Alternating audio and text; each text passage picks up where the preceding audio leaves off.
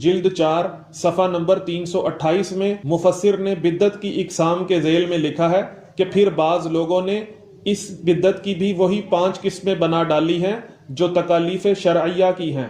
یعنی کچھ بدعتیں واجب ہیں اور کچھ مستحب، کچھ مباح، کچھ مکروہ، کچھ حرام، اور بعض لوگوں نے صرف 2 قسمیں بنائی ہیں، بدعت حسنہ اور بدعت سیئہ، یعنی نیک بدعت اور بری بدعت۔ حالانکہ رسول اللہ صلی اللہ علیہ وآلہ وسلم نے بدعت کی کوئی تقسیم بیان نہیں فرمائی اور علی الاطلاق فرمایا کہ ہر طرح کی بدعت گمراہی ہے۔ جی سامعین، مفسر خود اقرار کر گئے کہ نبی معظم صلی اللہ علیہ وآلہ وسلم نے تو بدعت کی کوئی تقسیم فرمائی ہی نہیں، اور جب انہوں نے یہ فرما دیا کہ ہر طرح کی بدعت گمراہی ہے تو پھر آپ نے اس کی بائفرکیشن کیوں کر دی؟ آپ نے اس کو